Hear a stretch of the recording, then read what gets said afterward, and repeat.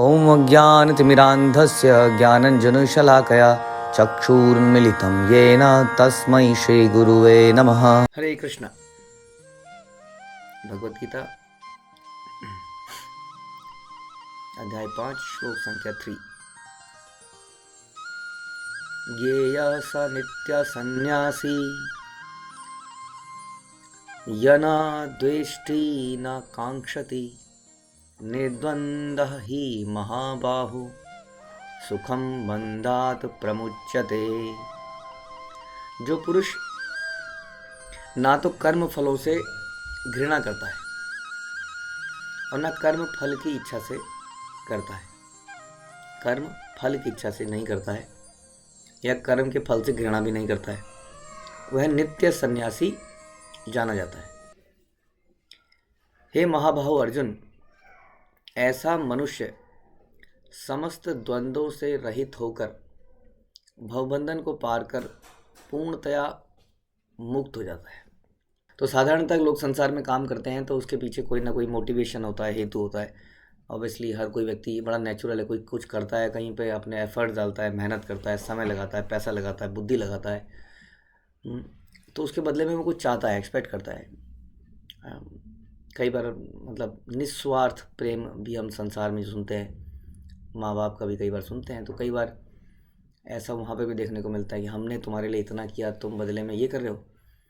All दो सबसे purest रिश्ता अगर वही मान लिया जाए तो उसमें भी कहीं ना कहीं थोड़ी सी एक्सपेक्टेशन ऐसी रहती है कि कुछ किया है तो बदले में कम से कम प्यार तो मिले। और उसके ऊपर तो फिर क्या बोलें कि ऑफिस में आदमी काम करता है पूरे साल में, तो बोलता है कि मुझे इंक्रीमेंट मिलना चाहिए क्योंकि मैंने सबसे अधिक काम किया, मुझे बोनस मिलना चाहिए।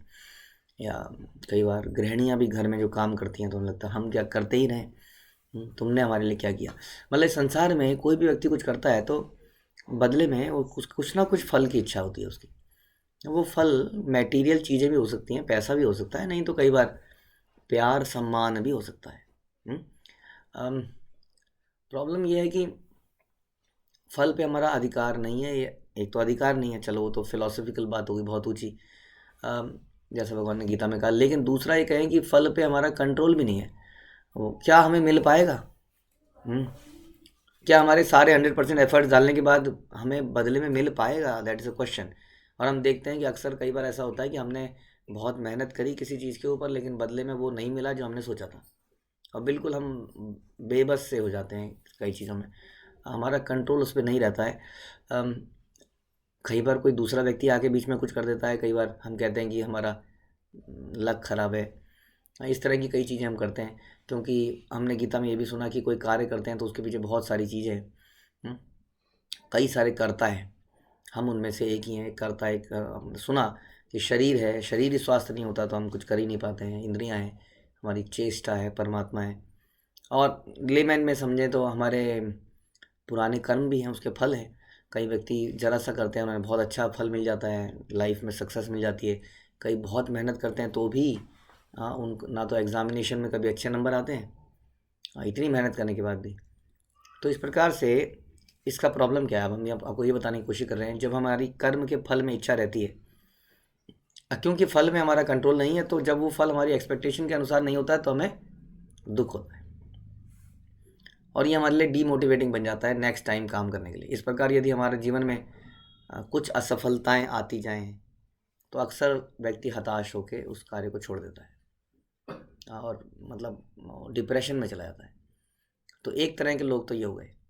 अब एक तरह के लोग ये हैं जो कर्म फल की इच्छा, कर्म के फल से घृणा करते हैं।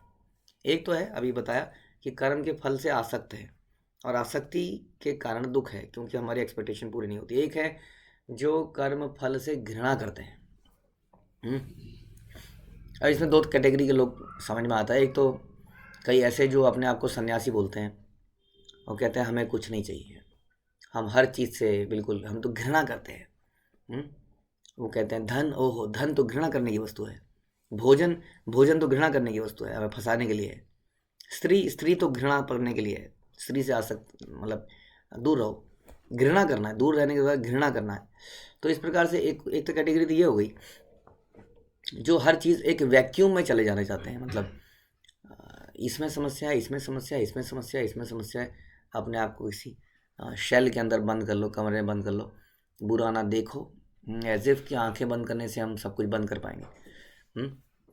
और दूसरा तरह का एक व्यक्ति ऐसा भी है जो फल से घृणा करता है, लेकिन अंदर अगर डिटेल में जाएं तो घृणा करने का मतलब अटैचमेंट है, यानी कि मैं एक पर्टिकुलर तरह के फल से घृणा कर रहा हूँ, यानी कि मुझे एक दूसरे तरह का फल चाहिए। जैसे बहुत ही भारतवर्ष में एटलीस्ट पहले तो ऐसा सोचा जाता था, शादी हुई, बच्चा हुआ, लेकिन लड़की हो गई,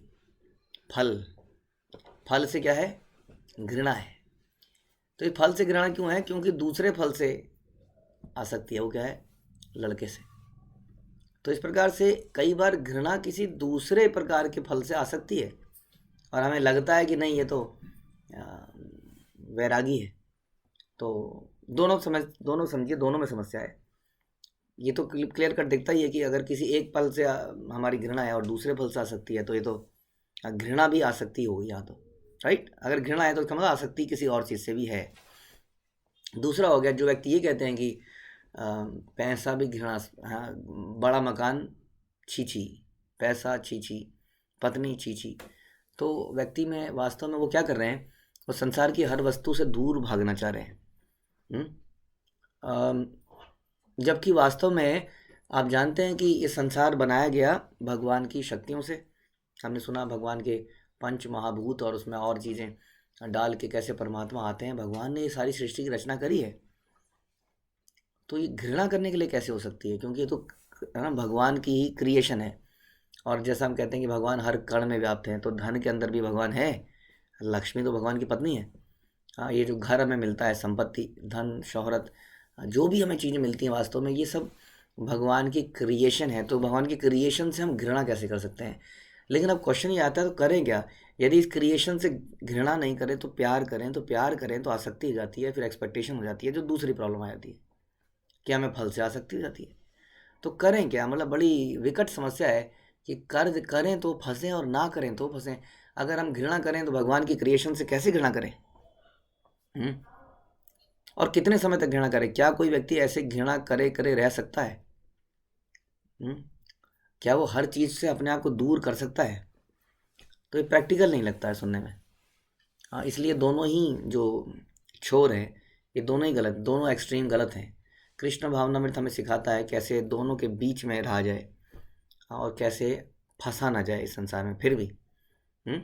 इसलिए हम बताते हैं जो कर्म फल से घृणा नहीं करता, हाँ, लेकिन इसका मतलब नहीं कि कर्म फल से आसक्त है, ना ही कर्म फल की इच्छा करता है, वह नित्य सन्यासी जाना जाता है। ये एक नई डेफिनेशन है सन्यासी की, जो संसार में जानी नहीं जाती है, जिसको हमें श्रील प्रभुपाद ने बहुत डिटेल में एक्सप्लेन किया। जैसा हमने सुना अभी तक कि घृणा करना से अल्टीमेटली आदमी उस स्थिति में ज़्यादा दिन नहीं रह पाएगा, क्योंकि संसार की चीज़ों से उसको संपर्क में तो आना ही पड़ेगा। कहीं ना कहीं स्त्रियों से डील करना ही पड़ेगा, स्त्री को पुरुष से डील करना पड़ेगा, कहीं ना कहीं धन आएगा ही, डेली आवश्यकताओं के लिए। जब वो मरने लगेगा भूखा, तो इस सो कॉल्ड त्याग संन्यास छूट जाता है। तब व्यक्ति कहता है मैंने किया, हाँ मैंने किया, क्योंकि मैं मर रहा था, मैंने इतना दुनिया की हेल्प करने की कोशिश करी, बट मेरी किसने सुनी? जब मैं फंस गया तो मैंने किया। तो इस तरह से वो फंस जाता है। इसलिए बीच की विधि बता रहे हैं यहाँ पर, हे महाबाहु अर्जुन, जो व्यक्ति इस प्रकार से कर्म फलों से घृणा नहीं करता, कर्म फल की इच्छा नहीं करता, वह संसार के द्वंद्वों से मुक्त हो जाता है। द्वंद्व मतलब जैसा अभी हमने सुना, एक तो आसक्ति हो गई, और एक घृणा हो गई, आपस में है ना, डुअलिटी हो गई, मान और सम्मान। तो मान और सम्मान दोनों में समस्या है, क्योंकि मान हमें घमंडी बना देता है और अपमान हमारे अंदर गुस्सा पैदा करता है। दोनों ही स्थिति में हम अपने गोल से भटक जाते हैं। हमारा गोल यदि कृष्ण की प्रसन्नता है, जन्म मृत्यु से छुटकारा है, भगवान के धाम में जाना हमारा यदि गोल है, तो वो गोल से हम भ्रमित हो जाते हैं यदि इन द्वंद्वों में फंस जाते हैं। बहुत ज़्यादा सम्मान जिसको मिलता है वो डिस्ट्रैक्ट हो जाता है ना। कई बार किसी छोटे बच्चे को जो कि पढ़ाई कर रहा है, या उसको बहुत ज़्यादा अगर पुरस्कार मिल जाए तो व्यक्ति भटक जाता है ना। एक्सपोजर, बहुत ज़्यादा एक्सपोजर मिल जाए उसको। ऐसा देखा गया कि छोटे छोटे बच्चों को कुछ जो कि बड़े सुंदर लगते थे, टीवी सीरियल्स में उनको ऐड में आए, इतने फेमस हो गए, और देखा कि जीवन में उसके बाद वो कुछ कर ही नहीं पाए, वो बचपन का जो उनकी इमेज बनी वो इतनी बड़ी बन गई कि बड़े होने तक लोग उनके अंदर उस बच्चे को ही देखते थे, क्योंकि वो बच्चा ही इतना फेमस हो गया था। हुँ? तो समय से पहले एक्सपोज़र मान, रिस्पेक्ट प्रॉब्लम क्रिएट करता है, और उसी प्रकार से अपमान में तो आदमी पागल हो ही जाता है, फिर तो वो गलतियाँ बहुत सारी करता है। तो इसलिए द्वंद्वों से मुक्त होना ज़रूरी है, यानी कि चाहे मान मिले, अपमान मिले, चाहे सुख मिले या दुःख मिले, चाहे सक्सेस मिले या फेल्योर मिले हमारे कर्मों में, जो इससे विचलित नहीं होता वो व्यक्ति सन्यासी है वास्तव में। चाहे वो गृहस्थ है, चाहे वो कुछ, वास्तव में उसने सन्यास ले लिया है, चाहे वो गृहस्थ आश्रम में ही क्यों ना हो।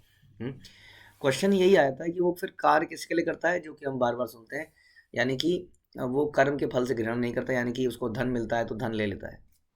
किसके लिए? अपने लिए नहीं, भगवान के लिए, और उनके लिए लगा देता है। पत्नी मिलती है तो आपने सुना कर्दम मुनि, श्रीमद् भागवत में हम सुनते हैं कि कर्दम मुनि भगवान उनको दर्शन देते हैं। सोचिए कितनी तपस्या के कारण भगवान कर्दम मुनि की तपस्या को देख के रो देते हैं, और बिंदु सरोवर बन जाता है उस उनके आंसू से।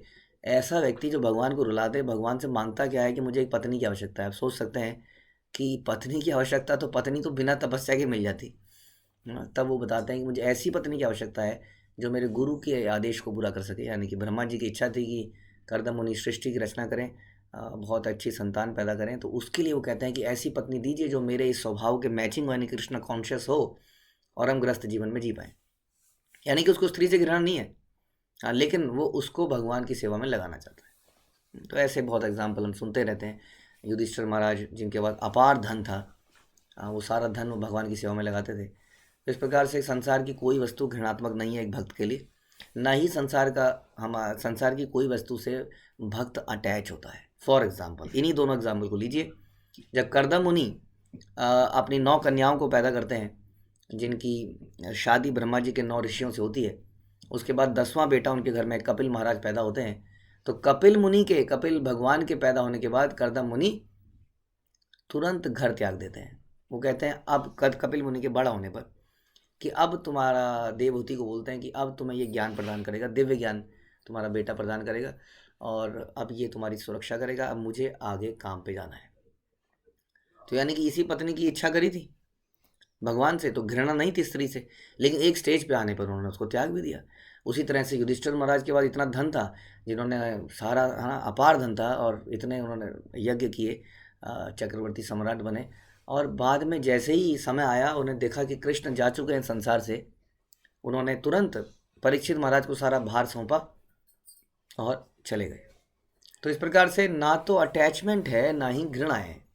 ये जो चीज़ है ये हमें द्वंद्वों से मुक्त कर देती है, अदरवाइज हम द्वंद्वों में ही पड़े रहेंगे, और ये द्वंद्व हमें कभी भी भक्ति में या किसी अपने गंतव्य में आगे नहीं जाने देंगे।